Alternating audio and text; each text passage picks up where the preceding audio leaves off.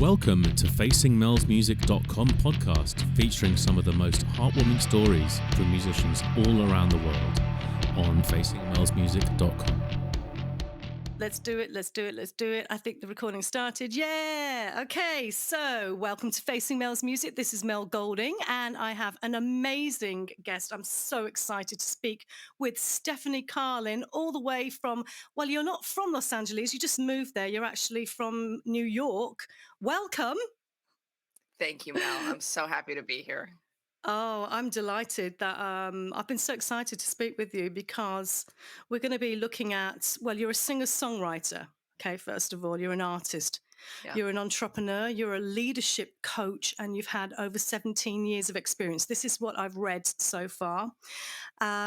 You're interested in the artistic process, business mentorship, and helping people find faith. So we're going to get into some kind of spiritual talking in a minute. We kind of already touched on stuff, didn't we, just now, about the death card, which I'm I always can't wait to fascinated. talk about it now that we're hitting record. Well, come on, let's do Yeah. it then. What's the death card for you? Come on, let's talk about it, because I just talked about my dead fish, and I'm sure there's some new beginning somewhere. Yeah, it seems like my entire new record seems to be about death and rebirth, and it's starting to feel to me like it's just like one side of my hand is death and the other side is rebirth. Yeah. And I am experiencing so many like micro spiritual deaths of my own identity lately as I become who I desire to be. Yeah. And I really do have to kill many parts of myself in order to become that other person, become That's this next interesting. person that I'd like to be. I mean, I'm kind of speaking about it a little bipolar or a little schizophrenic, like it's two different versions of me. It's not, but like the micro rituals and habits of my daily life are morphing and changing. And like, what are we other than how we spend our life and who we spend it with? Yeah. So let's That's talk really about death. interesting. Because death actually represents new beginnings and birth, as you quite rightly said. So is this kind of a conscious thing for you, or is it just naturally occurring? These changes that you're talking about, are you making decisions? I really love The Marvelous Mrs. Maisel. Do you guys have that in the UK? I don't know. No. Okay, it's a very yeah. it's a very famous show here in the States. And I watched the season finale of season 4 like 5 times. I loved this season finale so much. And one of the lines from the season finale, for any fans out there, you'll know it. One of the characters says, "Stop planning, just go to work. Enough with your plans, just go to work." And I feel like that's been a mantra of mine over the last 6 months. I could strategically plan things to a T, and while that served me to a point in my life, it no longer serves me to strategically plan to a T.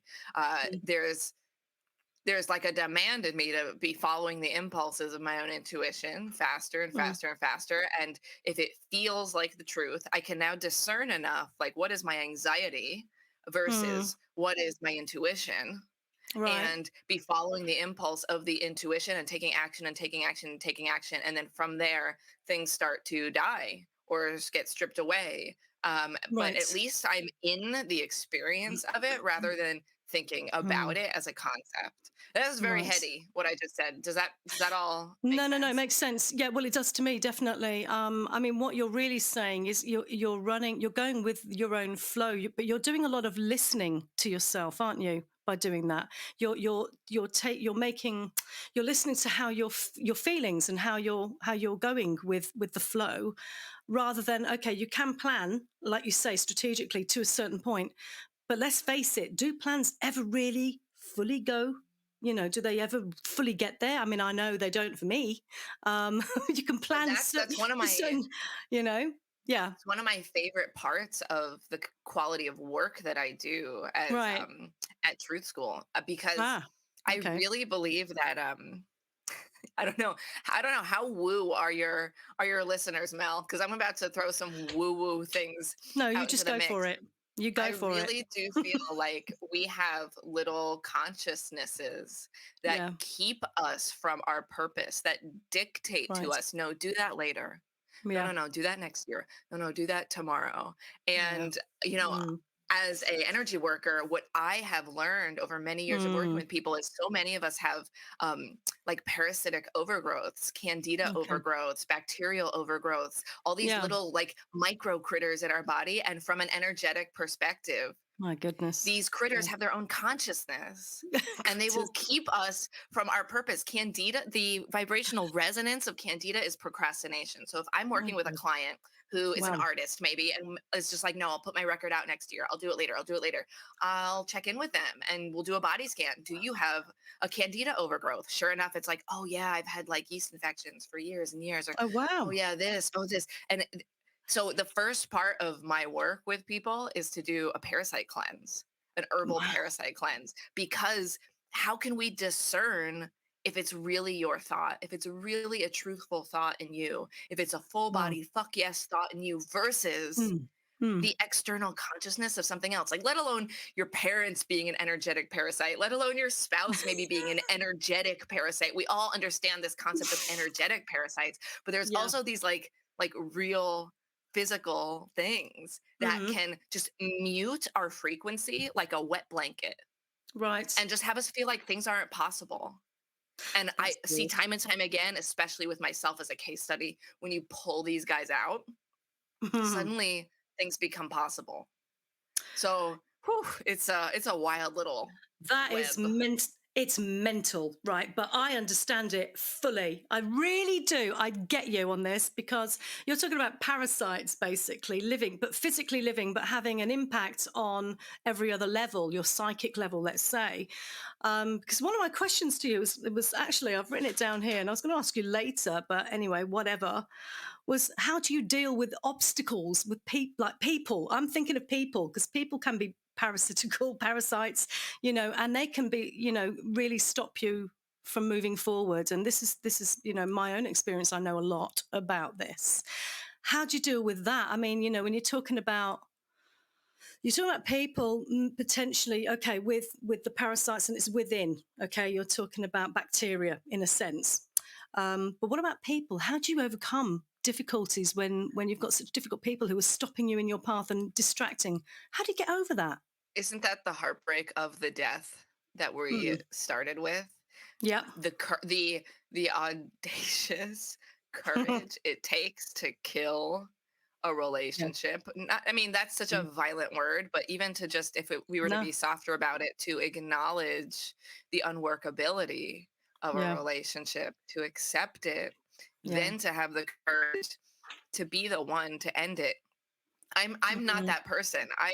I chronically have so many issues ending relationships. I've been in relationships where like I would have married the guy and it was like the most toxic thing. And like I thank higher power all the time, like thank you for letting him have ended it, because I didn't have the capacity to end it, and that death Right. needed to happen. It was a violation of my own Yeah. truth to Yeah. continue to let it happen. It's a muscle Mm-hmm. I continue to work on, but Mm. we need relationships to die, but we Mm. interact with this culturally like it's so wrong, or that it is an Mm. ending when it's Mm. like a necessary step for rebirth. And I just get Mm. off on this stuff. I love it so much because it's Yeah. so precious and complex. Mm. Definitely, definitely. I mean, I'm speaking, I'm divulging myself here. I mean, it's in Let's my do own it. book. And I mean, it's in the book anyway, so it's out in the public. But I mean, I've had a toxic relationship, a marriage, right? And I'm divorced, happily divorced, by the way. And I divorced 6 years ago, but this person will still not leave me alone. And I've had injunctions after injunctions after injunctions, okay? And the leverage that this person is using is our daughter, who's 9 years of age, and she's autistic, so she is highly vulnerable. And it's like, I am like you, Stephanie, right? When I see you and I've heard your music and I've seen the way you look, you just look like this free spirit who's flying around, flapping around. I don't know. That's how you look. Maybe you've got another little story going on and you've got a huge secret, and maybe you've got the answer. Maybe you've tapped into something that actually, I know the secret of reaching your full potential. But when you've got like narcissism, and people use that term these days a bit too lightly, I'm talking truly narcissistic characters, okay? That's been my experience. How the hell do you get beyond that? How can I move forward and get this person, this negative entity out of my life, and we've still got a kid together, and legally we're still tied in. And that's where I'm falling flat right there. This is the difficulty, because I find that most people, and what you're talking about, they're younger, and the first thing I'm thinking is, yeah, but you're not married. You don't have a tie with a child. You don't have this. You can break up. You can do this. But when you've got that, it's like it's a ball and chain. That's the only way I could describe it. And your wings are clipped. Well, first of all, I'm sorry you're dealing with that, because Yeah, when there is me too. another soul involved, like a child, it Yes. does add another dimension to it, right? Mm. And I get that a lot because in my 7-year relationship, I was raising my ex's stepson. Okay. And a huge part of why I stayed for 7 years in this Yeah. amazing teaching relationship, that's how I can see Okay. it now. Yeah. At the time, I wouldn't call it so amazing, but Yeah. people would like roll their eyes and be like, but you can leave. You're not really his mother. Yes. And it would kill me. There is truth to that, but it would kill Yeah. me because they wouldn't see how Mm. I was really embodying some important mother energy late at night, Yes. or when we were all home alone and that boy needed some support. Yeah. So people would be like, well, you don't really know what it's like to be a mom, because you're just a stepmom, and like you could go at any time and you're not really his mom. And it would just be so hard to be with that, because that's not the truth of what the soul contract was between me and his son. The soul contract was like, we're doing this life together, and he and I still continue to be very close and continue on. So anyway, I bring all that up because I think when a young soul, like a child, is involved, it gives us every excuse to like keep things to like. It is a little generic, but to like keep things together for the kids, right? Like that old programming, like is genetic, it's ancestral, it goes way before this moment of like spiritual autonomy that we're all experiencing in this life that's like relatively new, right? As we like move into a co-parenting world, like it's still so fresh of that being like regular and normal for human beings. We have this whole imprinting of life that is like stay together for the kids. And so, if you and I, Mel, if we were working in a session together, I might start with like really looking at every way that this man triggers you, which you have every right to be triggered by his insanity. I'm imagining it's a little insane. Yes. Yeah. And I can stand shoulder to shoulder with you because I've been in my own insanity. And we work at like I can see them as chords, like every chord of trigger, and we'd have to take great care with each one of the chords inside of a commitment to be free. Not like you have to stop being right, but because your freedom is more of your commitment than being right about the situation. And that's why it takes so much courage, because you're actually right about the situation, but circling that drain just leaves you where you've been, and it doesn't leave you free. Yes. That's the word, freedom. And, and I've been thinking of that word freedom this afternoon. I went to the bar before coming here about a couple of hours ago. I had a glass of wine with my friends, and I just kept thinking about the freedom. Freedom is really what we strive for, isn't it? Really, souls. I think we strive for that freedom. But when you have a negative or evil entity coming in, they're trying to stop that freedom. So you have to cut. There is a time you've got to cut the cord, cut the connections. And sadly, because we're in this material world and we're in a world with a legal system, you have to do that legally as well. It's doable, I think, but it just takes another angle. That's what I found, personally speaking, because there's a child involved. Personal courage. Yes, it does. Tremendous personal courage. Yes. And we live in a world where there's always like negative forces and negative entities. I don't know when Oh this God. podcast will air, but like here in the Yeah. States, just today, it's the 24th of June, and Yeah. Roe versus Wade was overturned here today in the States, Oh, which legalizes abortion in America. So right. that is no Oh, longer it's no longer a okay. right Okay. forced Wow. birth is going to be the Okay. future of America. And for me Right. personally, that's like a really heavy negative Yes. entity. And Yes. it's Yeah. all I'm Yeah. looking at all the time is, how do Mm. I unwork myself from these entities? How do I unwork myself from this system? How do I go empower Mm. myself to understand a Mm. natural abortion? How do I understand my own body in a way that I don't need to Yeah. outsource it to someone else? How do I continue to trust myself and trust Mm. myself and trust myself and trust Mm. myself in ways that Yeah. will like only be whispered and hushed in these little Mm. conversations from woman to woman to woman to Yeah. empowered person to empowered person to empowered person? Yeah. Because that is Yeah. not going to be the programming. The programming is always going to say, how low can you vibrate? How low can Yes. you go? Absolutely. Absolutely right. Because it's still all about control, isn't it? Really, if let's face it, government, all these decisions, it's all about control. It's horrendous, really. It is. But that's really quite worrying news, actually. You talked about Truth School. You're running your own school, Truth Yeah. School. Let's just go into that a little bit more. Who do you work with? Who are your clients, and what age group are they, and what are they coming to you with? Yes, I love Truth School. So before Okay. COVID, I ran a songwriting school for 9 years, and I Okay. Yeah. loved my songwriting school. I'd work with little kids, Mm. ages 4 to 12. I'd get a lot of kids who had severe stage fright, self doubt, who are processing grief, and through the course of writing their own music, performing it on a stage, there would be a transformation, an energetic transformation in their confidence. Mm. And I loved this school I built, but something like a little nagging thing always told me like, this isn't it. This isn't the next. There's time. It's time to go to the next thing. But it's hard, I'm in the matrix here in reality, and there's all these kids Mm. around, and it's a thriving business. And then, of course, COVID hit Oh, and shut the school yeah. down. And I Oh. had been like a closeted um, energy worker and quite a masterful coach, if I might say, like with Yeah. clients behind the scenes. But then COVID hit, and I said, wow, okay, people really need healing. It's time for me to not like just be doing this quietly. It's time for me to really step out. And so I created Truth School during COVID. And Mm. I love working with people in Truth School who are artists, who are creators, who are entrepreneurs, but really they have a secret dream and they've Ah. killed off their secret dream.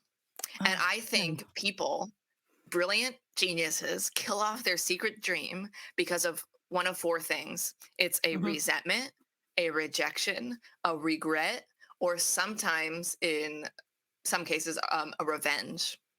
It's the Four four R's. R's. I was just going to say 4 R's. The four Yeah. R's. That Ah. if there is a dream that Yeah. you are keeping as a dream, and I like see it like Yeah. vibrating up here as a dream, and we haven't pulled it down into reality yet, Yeah. I that we know. can probably start to connect a chord to a Mm. resentment, rejection, regret, and maybe a revenge. You're And it's right. all those chords in Truth School circled around those four R's that we Right. start to repair and we start Oh. to clean up and we start to heal. So, for myself, I used to have a massive grudge against the music industry. I was like, I can like pinpoint it. Yeah, it would just Yep. be like, fuck the music industry. This place is Yep. filled with vultures. I don't want anything to Yep. do with it. Yep. I'm authentic. I'm going to go do my own thing. And so I killed hmm off the industry for like 7 years. Yeah. And what I had to do when I decided to re enter the Yeah. music industry was deal Mm. with the heartbreak of one experience. Yes. I could pinpoint it down to one experience, which was Wow. when I almost got signed, and the God bless him, the owner of the record label was like, all right, but you have to Okay. pay me $10,000 and I have to play on your record because I just really am doing this to play on people's records. And I was Okay. like 21 years old, and I had dreamed of being on this record label. It was like the cool record label, and it like shattered my dreams. I felt so manipulated and Yeah. conned, and I killed off the music industry. But Yeah. I had killed off this whole industry based Mm. on one heartbreak Yeah. that I wasn't vulnerable enough to Yeah. really express as a heartbreak at that time. So it Yeah. stayed in me, it stayed in my field, and Mm. created this like rigid shell where I killed off an entire dream. Oh my God. I resonate with that massively. Massively. I Want to say hated the more? industry Tell me more. massively. Well, I I also almost got signed, huge deal with Sony. Actually, I was on the radio not long ago, BBC Radio, and talking about the book because it's in the book a little bit. And I mean, it was going to be a huge deal, like 2 million. It was going to be a lot of money put into it. And it was in the late 90s, and it was just at the time when Celine Dion was releasing the Titanic. The Titanic was coming out. That it got political. I've got to be very careful here, but it was the same law firm basically, and the deal suddenly didn't go through, and they said we're not going to go. It's not going to go through, and there was something to do with her godfather who was speaking with the same, because we were kind of linked with the same lawyers, and it stopped because I was a threat to her market back then, because I was a little bit of a younger version of Celine Dion, I was and we gonna had a say whole album. you remind me of Celine Dion in a way. Yeah, I Really? can see Yeah. Well, it. my vocals were kind of like, I mean, God, I drank so much wine since then. I mean, so I'm kind of more rock now, You got that grit now. I still got, yeah, I'm more Tina Turner, Um, but, it's like, and I was like really angry with the industry on and off. I'm assuming I'm older than you, so I've been doing it like 30 odd years, right? Still trying. I'm still going for it, right? But doing things differently, my way. And exactly what you're talking about, that was the biggest knock that I had personally. So I resonate with you massively on this. I mean, your music, let's talk about your music for a minute. I mean, there's so much to talk about. I mean, we could be here like for days talking, seriously. Your music is absolutely fantastic. I love your songs, the sounds of the songs. Oh my goodness, it's just full of spirituality. I mean, it came across, it touched me spiritually, that song, Recipe for Freedom, you've had like 60,000 hits on that in Spotify. I love it. It's just Thank wonderful. you. I love that. But there's another one. And I thought we could talk maybe a little bit about where the inspiration came from. Mother and God. I love that. Oh There's my a God, really you went unusual. back. You went back into the archives. I love it. I love it. No, but I love it. And I'm feeling, I don't know, do you think you're an old soul reincarnated? Because it does feel like you're something from the past coming into a new world now, and you're bringing something in from, I don't know what it is. It's really deeply spiritual. Mother and God, that's an upbeat, and you start with I am a rock. Is that right? Is that the Yeah, first lyric? Yeah. that's right. Talk about Mother and God. What's that about? Tell me about that.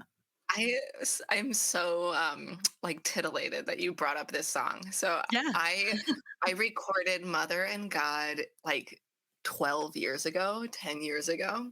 And I love that you love it, because I had Yeah. this thought today that was like, maybe I should take my whole old discography off Spotify.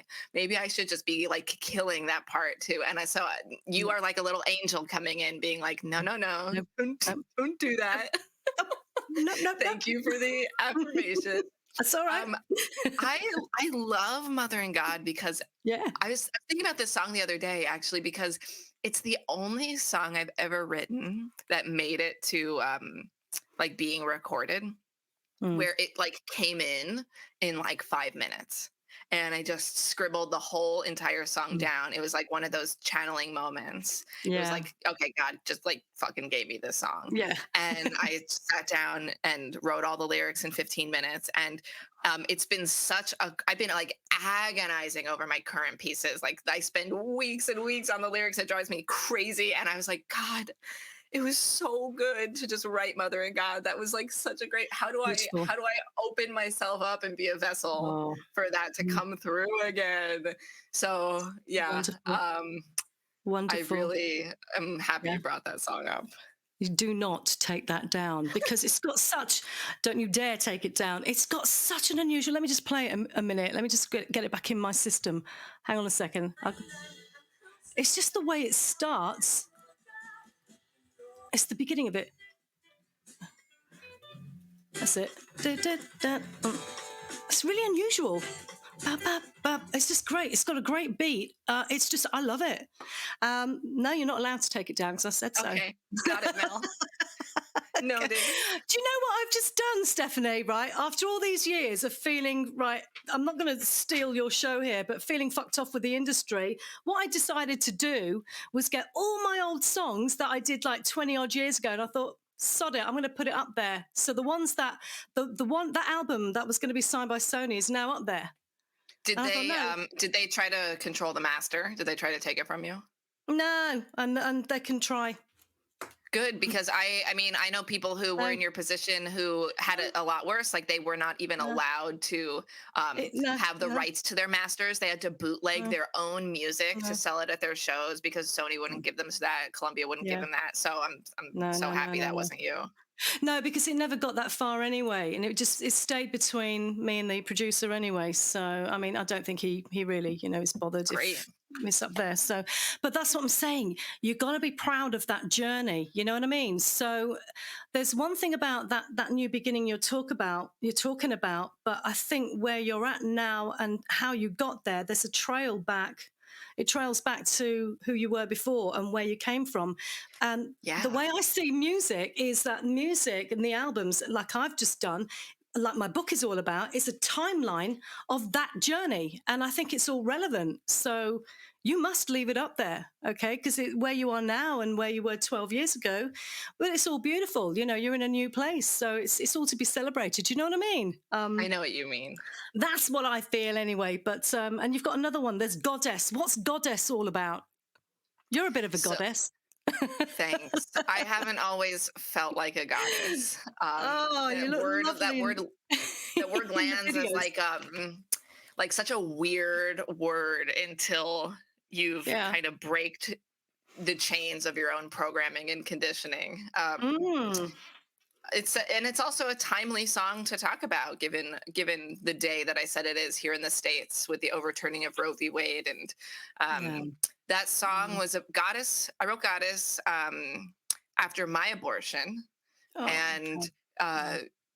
It was quite a spiritual experience having my abortion, but of course there's like no more visceral experience of death than like feeling a spirit leave inside of you. See, I don't believe in black and white. Everything's nuanced. I don't believe in the polarizing of politics. Like I believe life begins at conception, and I believe in the right to choose. And usually those two things are very separate, but life is not black and white to me. I agree. So I really took some time to connect with this spirit before I had my abortion. It took me a week to feel like I was connected to this spirit. And we had this amazing conversation in the astral and really made peace with the abortion. And so the song and the music video of Goddess is me lying on the couch as I'm having my abortion. I had my abortion at 6 weeks. So I just, took that amazing pill that science has gifted us created with. And was lying on my couch having my abortion, thumbing through the news and saw that the first 6 week abortion ban in America was happening. And I just felt this ancestral rage rip the fuck through me. I was so angry because I am someone who is so in tune with my body, so privileged in this world. And I didn't even know I was pregnant till 5 weeks. So how is someone who's even just a little, maybe not super connected, supposed to know they're pregnant at 6 weeks and this abortion ban was happening? So it lifted out of the bipartisanship, out of the politics, and so into the spirit world of my ancestors' outrage. And those are the lyrics of the first verse of the song. And the music video shows my ancestors coming in and kind of pulling me apart on this couch until we all become in unison by the end of the song. And I no longer need my ancestors to support me. So it was a very fun, high production music video to shoot, and really touched a lot of my friends who, choreographed this music video, directed this music video. My amazing writing partner, produced the song. So it was is one of my, Interesting. it was really like a reclamation song for me. It was like my Yeah. coming back into the music industry. It was my first Mm. song like releasing, coming back in. Was it? Yeah, it Oh, was. funny. Okay, that's Yeah. interesting. So again, you're talking about the death, birth. Isn't that funny? It's right there. Interesting. Very I didn't really, interesting. I'm seeing it much clearer now that you and I are talking, Mel. It Yeah. really is everywhere, isn't it? It really is. I know. I resonate with that as well. By the way, on the abortions, miscarriages, I've been through it myself. You know, I've been there too, so I understand. And I remember having a dream once. I'll just share with you, just so that you're not alone with that, because this is quite deep stuff. I had a dream once, and I just found out I was pregnant, and it was it was the wrong thing to go through. Absolutely the wrong thing to go through. And I just remember it was like an Indian little boy sitting in the back of my car, and I was in a car, and it was in the back of my car. And he just got into the car, belted himself in, strapped himself in, like, come on, mum, let's go, sort of thing. And I was like, no, get out the car. I said, you have to get out the car, go back to your mother. And the mother was standing, this is all in a dream, at the house, and an Indian lady. I don't know why Indian, but I don't know why. I said, come, you've got to go. And she was saying, oh, come. Basically, I was saying, no, you can't be here. You've got to go back. And not long after, I miscarried. Bizarre, isn't it? Wow. Yeah. Imagine that for a Bizarre video. or, Yeah, yeah. that would make an amazing video too. Yeah, it's yeah. I've had so many dreams like this too. I mean, I take it. Do you ideas? Do you dream a lot of things like this, like surreal, abstract? Are you kind of? I don't, I'm a little jealous of people who can like go into the dream world and have all these Yeah, dreams. I am pretty yeah. dreamless. Sometimes I remember my Oh, dreams and yeah, sometimes they're poignant, but mostly, yeah. you know, I use this, the theta brainwave state to channel, and that's what I do in my session. So I'm hanging out in the ethereal all the time, but like Oh, during waking hours. But I would really like to put some intention into remembering my dreams more because they are, yeah. I really believe we can access other timelines and other Mm, spaces like above the laws of time and space in our dreams. yeah, And yeah. It's I think what fascinating. you dreamt in that moment is Mm, extraordinary and mm, so worth paying attention to and trusting mm. the Oh dream. yes. I think our doubt and disbelief sometimes cuts us off from trusting, Yes. and it's very heartbreaking to me Yeah, because yeah, you know, that dream sounds like it yeah. had a very powerful message for you. It did. I know it did. Yeah. It did. But it's And yeah. thank you for sharing that. You Yeah. know, this is No, why I'm it's so no, open about my no. abortion is because Yeah, when I had yeah, my abortion, I started yeah, realizing like all the yeah, women around me were like, "Oh, me too. Oh, me too. Oh yeah, I had a miscarriage. Oh, yeah. I had an abortion." I'm like, "What the You've fuck? been, Why yeah. didn't you fucking tell me? How come you're being so I I could not I could not wrap my head around how Yeah. silent we Yes. are as a gender about this. It really fucking confused me. And then I seem like I'm Yeah. being deep and Mm. like almost taboo, but like Yeah. I just think I'm being Yeah. real. No, but that's what I want to do. I want to talk about the taboo stuff. That's what this is all about. This is talking about things that people don't want to talk about. And I want to do it in a safe space that we can talk about it, you know, because it's real. It's really happening. And, you know, and I wonder what that is, you know, with women who are still hiding these things that are happening to them. And do you think it's shame? I mean, I don't know. I'm just speculating here because there's nothing to be shameful about any of it, you know, or fear. Fear is a big one, you know? Yeah, but it's one thing to say there's nothing to be ashamed about. It's one thing Yeah. for all of us to intellectualize that, but when shame Mhm. shows up in the body, Yeah. I can't imagine a bigger hell than my own shame. When I'm stewing in my own shame, Yeah. like I've now got it down to like a solid like 8 hour container at Mm. worst. But Oh, like when I didn't have it contained, you know, if my shame popped up, it could knock me into a depression for days or maybe oh, even weeks, right? And that's what yeah. happens when we're not understanding our energy, when we're not understanding these, how these rejections, resentments, regrets hijack us and hijack Yeah. our frequency and control um, Yeah. our experience in life. Why it's so Mm. important to clear them. I mean, there's no Mm. worse feeling than feeling shame. Oof. Oh, it's awful. It's awful, but many do. Many do. You know, and young people. I take it you work with young people as well. Do you? Do you work with My young? You favorite. did say They're my before, didn't you? favorite. I worked you with know, children as young as yeah, 4 in my you said songwriting before. school, Yeah, yeah. and, I would there's Mm. so much easier to help reprogram with resentments, rejections, and regrets because they have so much more possibility and they have so much more faith. And I when I know. work up to my 12-year-olds or 13-year-olds, that faith is gone. They're in this matrix fully. They're not in Oh, that like source connection. yeah. That glitter you see in a Mm. child's eye. I Yeah, the really feel sparkle. like yes, that sparkle is their Mm. connection to source. And somewhere around age Yes, 7, that sparkle starts to disappear. Their consciousness comes in. yes. Psychology has many, Ugh. explanations for this at the age of 7. But I used to Mm. ask my kids younger than 7. I'd say, do you believe that anything is possible for you? And they'd go, Mm. yes, it is. And then I'd ask my kids older than 7, Oh, I'd say, do you believe anything is possible for you? And they'd roll their eyes and be like, no. ugh. And it was Yeah, so yeah. heartbreaking seeing It is. this It trans. is. How old is your little one? My little one is 9, so she's 9.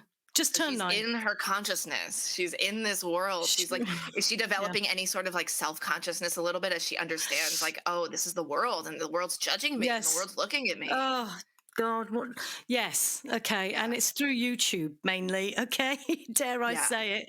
Yeah. It's through it's the image, and this is another thing that I'm kind of interested in is the mental health and the well-being, spiritual well-being as well. But of young performers and performing artists and people who are starting to develop this self-conscious, this programming. What do I look like? What do I sound like? How do people see me? And she's starting to do that. And I'm thinking, oh, dear Lord, a year ago, it wasn't quite like this. Just Yeah. literally a year ago, we just get walking in it now. And of course, I'm her mother. And I'm like, you're beautiful. You're beautiful as you are. Of course, I'm your mum. I'm going to say you're beautiful no matter what, and I do. I think she is beautiful. But it's, I'm too fat or I should be thinner. And don't forget, she's autistic as well. So you're looking at extra sensitivity, heightened awareness. It's different. I don't know. Have you worked with autism? Have you worked with these sort of I people honestly with working with conditions or children who disorders? have autism is like one of my Yeah, favorite things. I think they really, are the most they're fabulous. special children. Yeah, They have such a they're connection to yes, energy and to they really. sensitivity. Yeah, Oh my yeah. gosh. The Mm. stigma around autism is so strange to me because they are No, we've got so to get rid of it. special. They're Get so rid of the special. stigma. Well, you see, I have clients as a counsellor. I have clients, and I've dealt with autism. I've got my daughter who's autistic. I have clients who are autistic, ranging from the age of 14 up to mid 20s.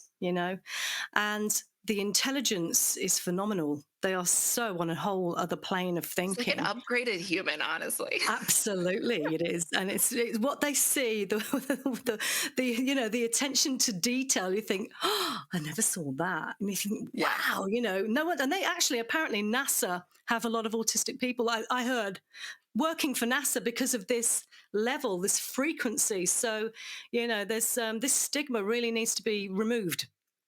The sooner the better, because it's just about accepting differences as well. And we're all part of the same network, I think. And it's about working together and just, it's reaching an advanced way of being. You talked about energies and consciousness. Do you believe in that? It's like reaching a higher version of yourself, Oh, absolutely. Yeah. Absolutely. Yeah. And that is why I love, I Yeah. got to come back to the 4 R's. That's why I Yeah. love clearing resentment, rejection, regret, revenge with each and every client I work with, because then what does that allow you to do? It allows you to move into the heart space a little more. Those Mm. tethers Mm. live in the lower chakras. And again, this was all very conceptual and just like words to me until I started to feel it, until I started to actually move into the heart space, which meant actually giving up the right to make people wrong Yeah. and choosing to love them exactly as they are and exactly as they are not. Okay, example, like what does it take to love your ex-husband in all his narcissism, right? So like talking about love is conceptual until we yank it down into reality. I had to look at that. What does that look like for me to love my stepson's father, Yeah. even though those 7 years were quite intense? I was going to say How hell. do I? Yeah, I mean, God bless him. I wish him no ill will. We are quite Yeah. chummy, and those were some Mm, very painful years for me. And yeah. every time a spark comes in where I get pissed off at him, I Yeah. have to go look at the cord. I have to go look at the source Yeah. of that trauma. I have to go clean Mm. that cord up. I have to go clean that heartbreak up. I'm like even feeling one this week, like I'm starting Yeah. to date and I'm seeing old cords come up from that relationship, and it's a never-ending process. We talk about Oh, healing like it's I this know. beautiful thing. Like when we heal, we're going to become the best versions of ourselves. It's Mhm. totally fucking bullshit. Like it's an ignorant thought. Healing is about like Yeah. exposing the worst versions of ourselves, the worst parts of Ah, ourselves, and interesting. being in harmony and partnership with Hmm. those worst versions. Yeah, very smart. Yep, spot on. Definitely. Yes, well done. You're absolutely right. How did you get to be so wise? Is this all experience or have you done a load of reading? I mean, how did you Definitely get? have not done reading. Don't do reading to do these things. Honestly, no, you're very, very wise. I mean, where'd you get Mel, it on from? This on my wisdom. on my dating profile, I do say something like deep inside, I'm a 4,000-year-old ancient soul. So you have to be ready for me. That used to be one of my lines on my I agree. Bumble I agree. profile. But Oh, was it? all joking aside, Yeah. Mm, I mean, you're making me think about it. mm, I think like there's a lot of stuff in my childhood where my parents are amazing human beings. I had an amazing mm, childhood, very blessed, and there's the inner workings of the emotions we feel, even if our childhood looks like it's extraordinary. But mm, what I was left with in my childhood was like that I have no voice. Like what I said was always at the mm, influence of another family member.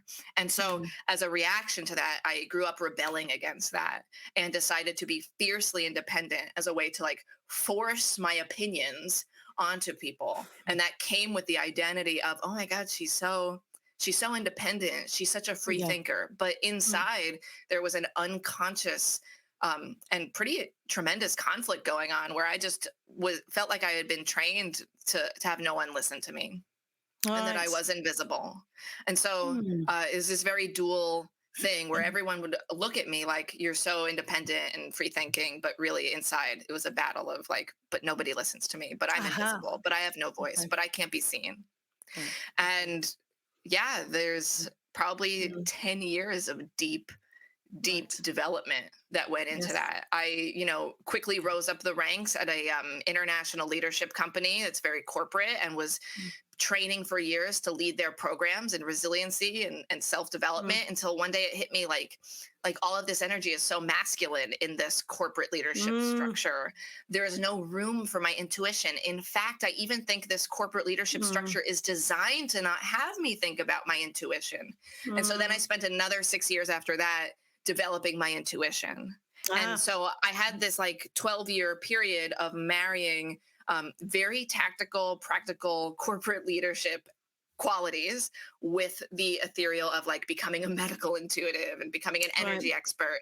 And Mm, you talked about everything coming full circle. What I mm, realize now as I'm finishing up my next record, moving fully back into my artistry as I lead yeah. Truth School, what I'm realizing is all musicians are energy experts, Yes. but we don't know we're energy experts all the time. So we like No. kind of are irresponsible with the way we Yep. harness and manipulate energy because we're not totally conscious that we Yeah. are manipulating energy with sound Mm, and influencing mm, people yep. every time we make music. So this has Yeah. been a big revelation for me. Like Yeah. as I come full circle into Yeah. into being a musician full time Yeah. again. Great. Great. That's so exciting. So you're so let's talk about that. So what are you're working on an album, did you say? You've got an album, are you working on I'm an working on album an now? album. I'm working on an album. How far into it are you?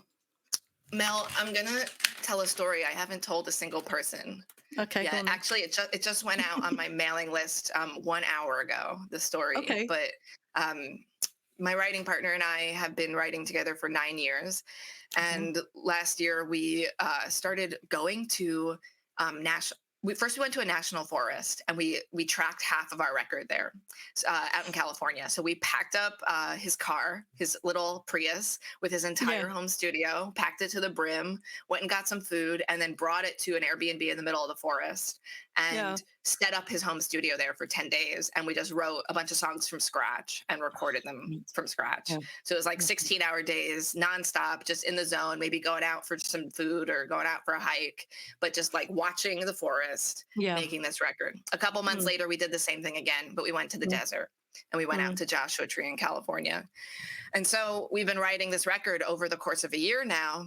And, at some point a few months ago, I said, why is this under my name? This just doesn't make any sense anymore. Like, look at, like, this project doesn't exist without you. So we made a band. So that's a big deal for me. We've been writing together for 9 years. We're closing off Stephanie Carlin land with the music, and we're moving into being a duo. And I've always wanted to have a writing partner like that as a bandmate.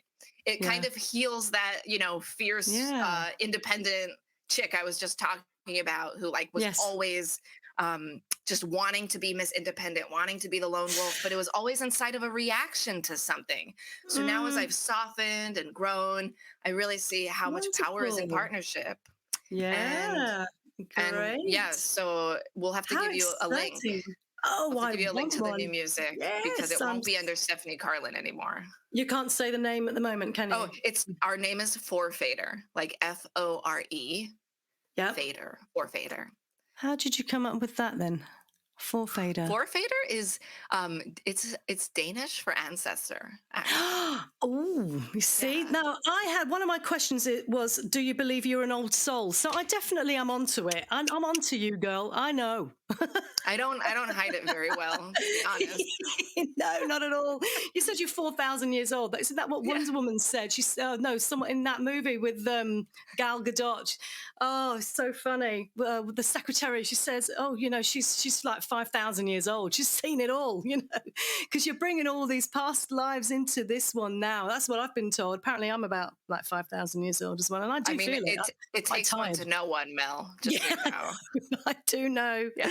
But do you know what? What I love about what you said there is the importance of partnership, right? It's wonderful to push forward at a certain time in your life, this independence and getting to your own. And I think that has to come into your life at some point, because that's how you create a completeness within, yourself. That's great.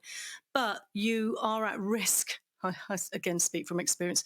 You are at risk of going into solitude, down that path of solitude, and sometimes it can be a little bit lonely, So when you have a loyal companion, you've got a loyal companion. I also have a loyal companion who I've been working with for 12 years, actually.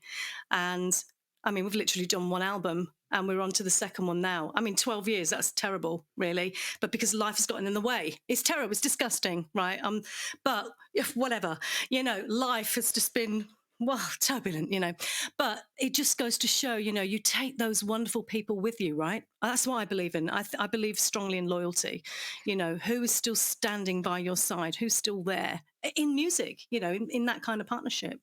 And it feels like you're doing the same with your... I'm certainly a fiercely loyal person. That is for sure. And I adore my long-term collaborators. And it's just such a fallacy that you can do anything by yourself. That is when like your dreams live in your head. That's when you can do things by yourself, is when a dream just bounces around as a dream and lives as a nice idea. But to actually be in reality with a dream requires other human beings, whether it's your listeners, right? You can't make music without a fan base. And so in order to protect ourselves, we might never put out music because we're afraid of the disconnection. That's one of many fears that many musicians face, right? But things don't exist in reality alone. Yeah. It is a delusion. Yeah, you're absolutely right. You're absolutely spot on. And I think you have to go through phases, though. I think, Totally.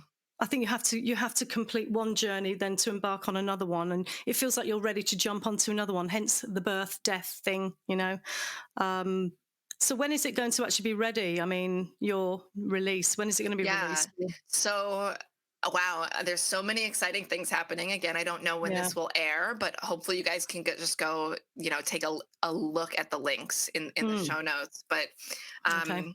I actually invited my mailing list today, who I adore. I love everyone in my mailing list. I said, Oh. come watch me build this brand from scratch, because Oh, in True wow. School we're also building resilient brands Yes. with artists, right? It's Yes. energy work and business strategy. So I decided Yeah. to really just get naked this week and say, Yeah. we have nothing on our socials.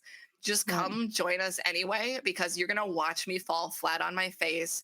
We're on TikTok every day. We have like 2 videos up there, Mm. and we post every day, Brilliant. because but Yeah. we're gonna fuck up so much as we as we build this brand.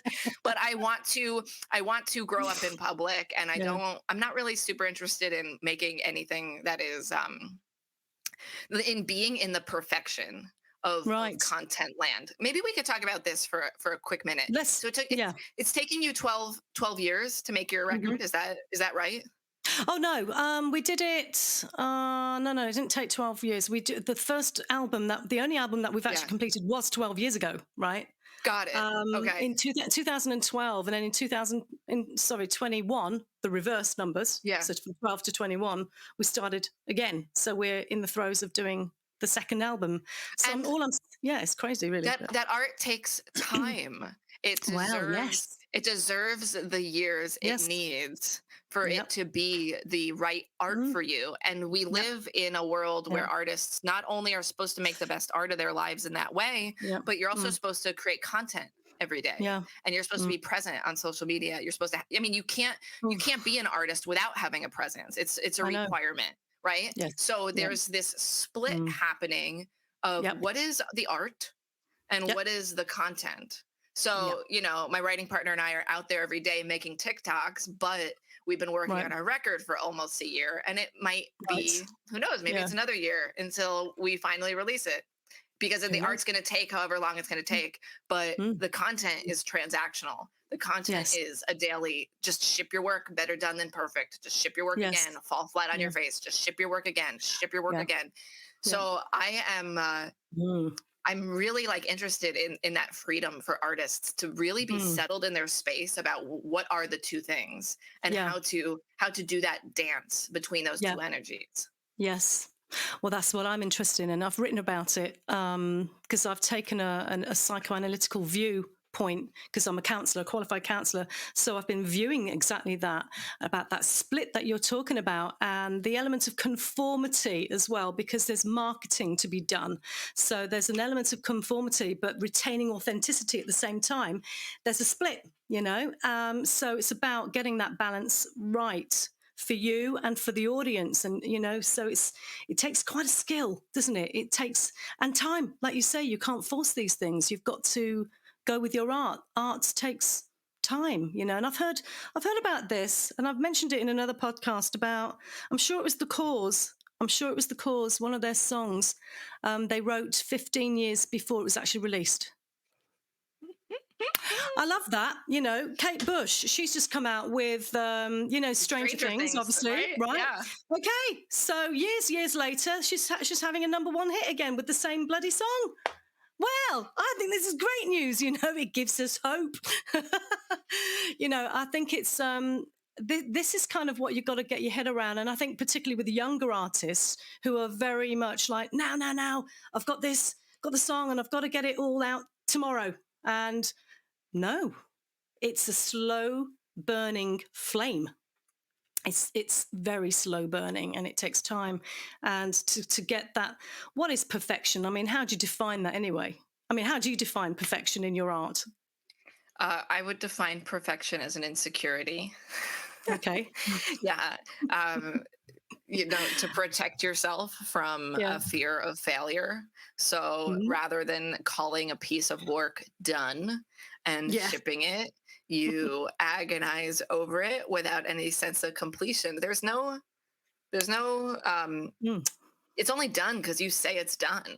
Yeah. Or you could go on and on forever.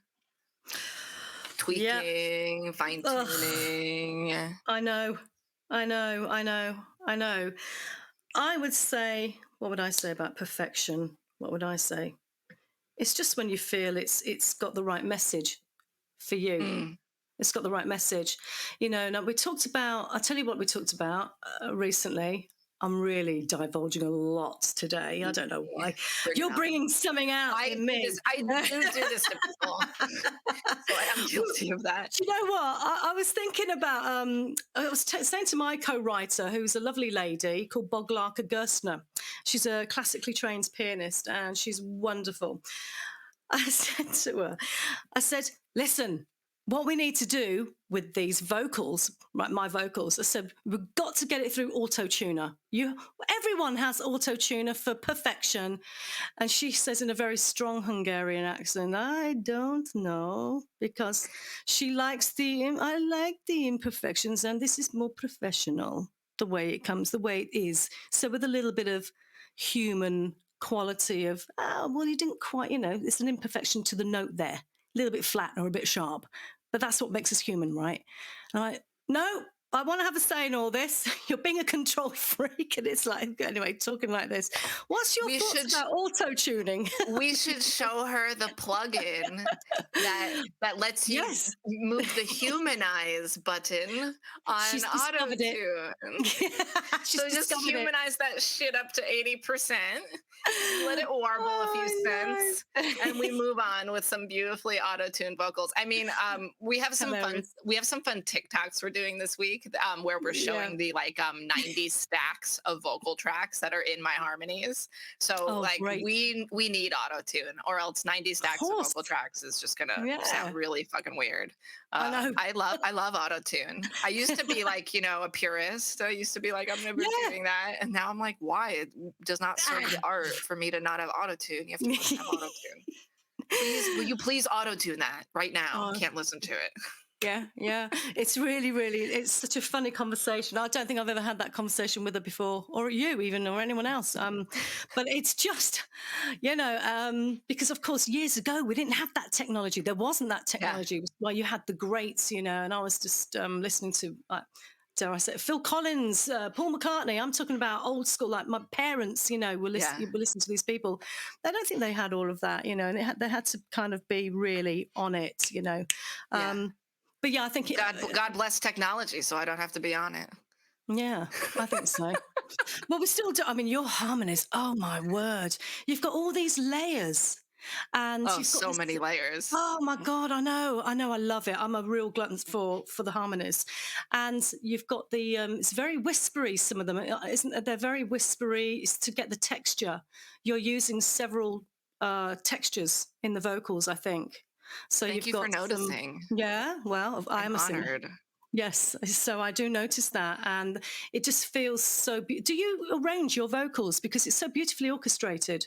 Do you do that? I arrange. I think in the songs that are up on my personal Spotify on Stephanie Carlin, the new singles are Goddess and Recipe for Freedom and Astonishing. Yeah, I played a heavy role in arranging the vocals. I come in with a lot of big vision for weird ass harmonies, and my writing partner Carrie, I think lives for that shit. So, but in our new record that we've been writing over the last year, we've taken a much more collaborative approach to writing the vocal lines, and he thinks up these wild harmonies I never would think of, and then I think up these wild harmonies he never would think of.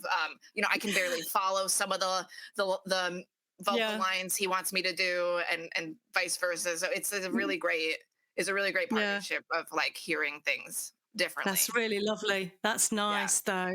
It's good to have, not just your own head, more than one head on it, because you can shine a new perspective on everything. Harmonies are so special, aren't they? It's obviously it's like the chord. The harmonies are the chord progressions, obviously. But what's wonderful about harmonies is that you can have certain chord progressions, and you can add a harmony that would go with the chords, but it's not necessarily what the chords are actually playing. So you're adding another dimension, and it's nice to get all weird on that. Actually, I think it adds a feeling. A feeling of mysticism in your case. I think a lot of it, you carry a lot of mystery in your stuff, is what I feel. And it definitely makes you want to listen to more. My daughter loves it, by the way. She loves your songs. You got a fan? You got my That daughter. makes me so happy. Yeah, she was there and she was humming away because she's got a good ear for music, my daughter. And I can't remember which song it was, but she was sort of and she was humming, literally copying the melody. And I was like, yeah, that's My good. melodies are weird, so she must have a good ear. No, she's got a little voice on her. Yeah, I'm trying to encourage her to sing because she can actually sing. I knew she could sing when she was a baby, actually. When she was a baby, how did you know? Because I was changing her diaper, as you say, and we say nappy over here. So I was changing her nappy and doing a little song. We do the nap. Do do do do do do. That was what I used to do with her, and she just used to go. I could just tell when she was going It was just melodic. She's got a melodic voice box. Amazing. And I just remember hearing it, thinking, you've got my voice. I know you have. And she can. She's spot on, and she can do high notes and stuff, and she's on it. And this is really interesting. That's something I'd love to develop with her. Wow. So. Young autistic musicians is fantastic. Can you imagine what they're capable of writing? And, it's amazing. No, there's so much depth. Well, I've worked with them. With them. Incredible.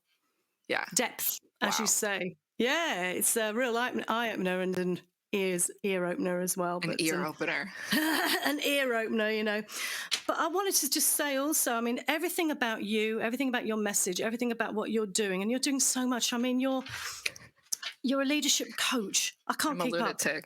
No, you're an entrepreneur.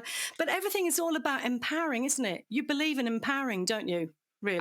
I really believe that anything is possible for people. Yeah. If I was able to learn the lessons I learned just from that crazy ass relationship, to see the frequency of human being I was to request those kinds of interactions in my life versus the quality of human being I am now, who would never request those kinds of interactions in my life. Right. Thank God for the people who held me and supported me through becoming the human being that I am right now, that you say is so wise and so such an old. Well, I needed some fucking refining, that's for sure. So it's my honor to inherit that and co-create with others in revivifying the dead dream and revivifying that anything is possible in a world that is designed to have you doubt yourself. This game is rigged, and I am just a hard no to that game. And I love playing with people who agree with me on that. Good. And I want to air it, basically, and celebrate it. Isn't it funny you said that? Because one of my questions was, what experience have you had that has led you to the person you are today? And you've just answered it before I've even asked it. So, definitely in tune on that one. So what would you say, just to kind of half wrap it up here, what's your message to the people? What's your main message to the people? We've talked about empowering. What do you want to say to them? My main message is, when you see when I see a crisis, I've now trained myself to run right into the crisis and to not avoid it, to not numb out, to not distract myself, to not withhold from myself, to not pretend like it doesn't exist, to be fucking real about the crisis so I can move through it into truth vibration. And there's nothing more devastating and debilitating to a soul than to live chronically in an untruth. There's nothing more devastating than to live in an untruth. So I really believe there's no greater time to be alive than right now. This is the best time to be alive. We have access to anything we want to create and lift ourselves up. So that's my main message. Wonderful. And that's great. So many other things to say, but I'll pause right there. That's okay. No, because what I was thinking there was the yin yang thing.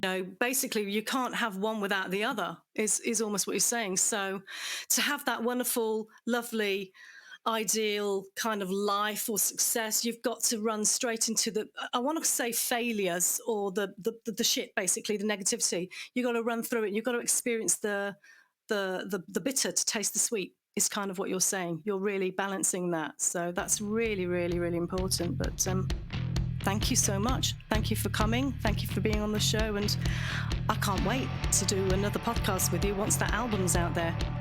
I can't wait to. Thanks for having me, Mel. This has been such a joy. knew